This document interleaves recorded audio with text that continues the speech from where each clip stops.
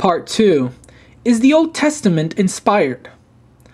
If it is, it should be a book that no man, no number of men could produce. It should contain the perfection of philosophy. It should perfectly accord with every fact in nature. There should be no mistakes in astronomy, geology, or as to any subject or science. Its morality should be the highest, the purest.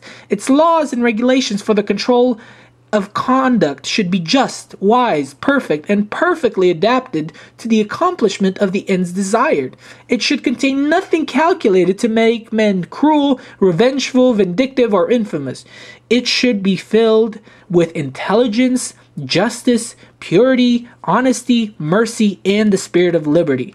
It should be opposed to strife and war, to slavery and lust, to ignorance, credulity, and superstition. It should develop the brain and civilize the heart. It should satisfy the heart and brain of the best and wisest. It should be true. Does the Old Testament satisfy the standard? Is there anything in the Old Testament, in history, in theory, in law, in government, in morality, in science, above and beyond the ideas, the beliefs, the customs, and prejudices of its authors and the people among whom they lived? Is there one ray of light from any supernatural source?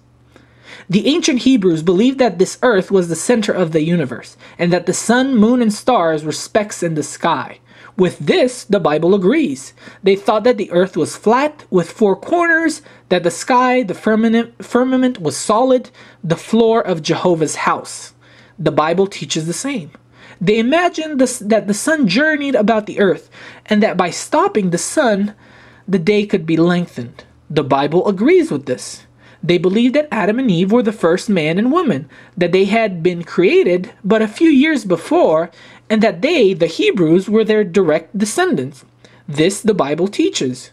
If anything is or can be certain, the writers of the Bible were mistaken about creation, astronomy, geology, about the causes of phenomena, the origin of evil, and the cause of death. Now, it must be admitted that if an infinite being is the author of the Bible, he knew all sciences, all facts, and could not have made a mistake. If then there are mistakes, misconceptions, false theories, ignorant myths, and blunders in the Bible, it must have been written by finite beings, that is to say, by ignorant and mistaken men. Nothing can be clearer than this. For centuries, the church insisted that the Bible was absolutely true, that it contained no mistakes, that the story of creation is true, that the astronomy and geology were in accord with the facts, that the scientists who differed with the Old Testament were infidels and atheists. Now, this has changed. The educated Christians admit that the writers of the Bible were not inspired as to any science. They now say that God, or Jehovah, did not inspire the writers of this book for the purpose of instructing the world about astronomy, geology, or any science. They now admit that the inspired men who wrote the Old Testament knew nothing about any science, and that they wrote about the earth and the stars, the sun and the moon, in accordance with the general ignorance of the time. It required many centuries to force the theologians to this admission. Reluctantly, full of malice and hatred, the priests retired from the field, leaving the victory with science. They took another position. They declared that the authors, or rather the writers of the Bible, were inspired in spiritual and moral things, that Jehovah wanted to make known to his children his will and his infinite love for his children, that Jehovah, seeing his people wicked, ignorant, and depraved, wished to make them merciful and just, wise and spiritual, and that the Bible is inspired in its laws, in the religion it teaches, and in its ideas of government. This is the issue now. Is the Bible any nearer right in its ideas of justice, of mercy, of morality, or of religion than in its conception of the sciences? Is it moral? It upholds slavery. It sanctions polygamy. Could a devil have done worse? Is it merciful? In war, it raised the black flag. It commanded the destruction, the massacre of all the old, infirm, and helpless, of wives and babes. Were its laws inspired? Hundreds of offenses were punished with death. To pick up sticks on Sunday, to murder your father on Monday, were equal crimes. There is in the literature of the world no bloodier code. The law of revenge, of retaliation, was the law of Jehovah. An eye for an eye, a tooth for a tooth, a limb for a limb. This is savagery, not philosophy. Is it just and reasonable? The Bible is opposed to religious toleration, to religious liberty. Whoever differed with the majority was stoned to death. Investigation was a crime. Husbands were ordered to denounce and to assist in killing their unbelieving wives. It is the enemy of art. Thou shalt make no graven image. This was the death of art. Palestine never produced a painter or a sculptor. Is the Bible civilized? It upholds lying, larceny, murder, robbery, the selling of diseased meat to strangers, and even the sacrifice of human beings to Jehovah. Is it philosophical? It teaches that the sins of a people can be transferred to an animal, to a goat. It makes maternity an offense for which a sin offering had to be made. It was wicked to give birth to a boy, and twice as wicked to give birth to a girl.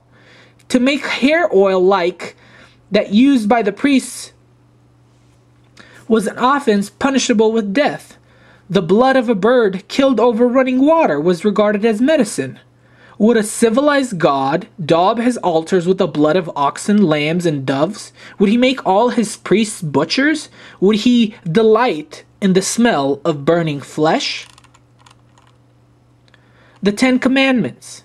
Some Christian lawyers, some eminent and stupid judges, have said and still say that the Ten Commandments are the foundation of all law.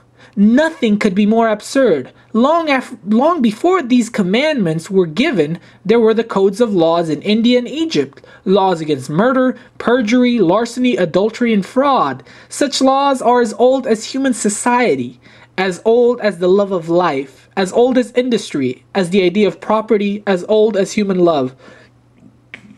All of the Ten Commandments that are good were old. All that were new are foolish. If Jehovah had been civilized, he would have left out the commandment about keeping the Sabbath, and in its place would have said, "Thou shalt not enslave thy fellow men."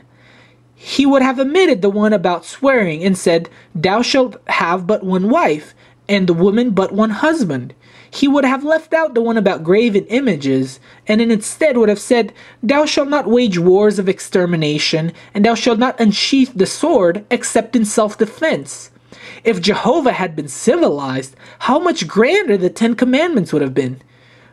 All that we call progress, the enfranchisement of man, of labor, the substitution of imprisonment for death, of fine for imprisonment, the destruction of polygamy, the establishing of free speech, of the rights of conscience. In short, all that has tended to the development and civilization of man, all the results of investigation, observation, experience, and free thought, all that man has accomplished for the benefit of man since the close of the Dark Ages, has been done in spite of the Old Testament. Let me further illustrate the morality, the mercy, the philosophy, and the goodness of the Old Testament.